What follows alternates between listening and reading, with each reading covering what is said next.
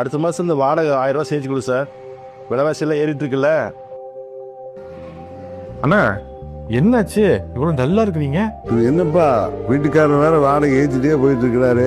நானு சென்னைக்கு வந்து 30 வருஷம் ஆச்சு. சொந்த வீடு வாங்கிடலாம், இப்போ வாங்கிடலாம், அப்போ வாங்கிடலான்னு நானும் பார்த்துட்டே இருக்கிறேன். ஆனால் வாங்கவே முடியல. நம்மள மாதிரி ஆளுகளுக்கு சென்னையில் சொந்த வீடுங்கிறது வெறும் கனவா போயிடும் போல இருக்குது. அண்ணா நம்ம கனவு நினைவாகிற நேரம் வந்துச்சு. என் கூட வாங்க. ஏங்க இது எந்த இடங்க?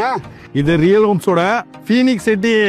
இந்த இடத்தோட அட்வான்டேஜஸ் என்னன்னு பார்த்தீங்க அப்படின்னா, அவுட்டர் ரிங் ரோட்ல இருந்து பக்கத்தில் இருக்குது. நம்ம ரெட் ஹில்ஸ்ல இருந்து திருவள்ளூர் போற ஹைவேல இருந்து ரொம்ப பக்கத்துலேயே இருக்குது.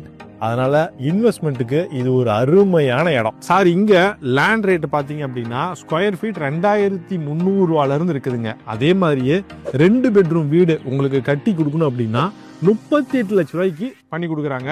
இவங்கள்ட்ட நீங்க இடமா வாங்கும்போது உங்களுக்கான ரெஜிஸ்ட்ரேஷன் சார்ஜ், ஈசி, பட்டா, டாக்குமெண்ட் சார்ஜ் இது எல்லாம் ஃப்ரீயா பண்ணி கொடுக்குறாங்க. இதே உங்கள்ட்ட நீங்க வீடா கட்டி வாங்குனீங்கன்னா உங்களுக்கு 35 கோல்டு காயின் ஃப்ரீயா கொடுக்குறாங்க. என்னது 35 கோல்டு காயினா? இப்பவே பாருங்க, இங்க ஒரு 4-5 வீடு கன்ஸ்ட்ரக்ஷன் போயிட்டு இருக்கு. இங்க கிரவுண்ட் வாட்டர் 60-70 அடியிலே கிடைக்குதுங்க. நல்ல தார் ரோடு வசதி இருக்குது. சிசிடிவி கேமரா போட்டிருக்காங்க. காம்பவுண்ட் வால் கட்டியிருக்காங்க. Gated community project, solar street light போட்டிருக்காங்க. 24 hours செக்யூரிட்டி அமைச்சு கொடுத்துருக்காங்க.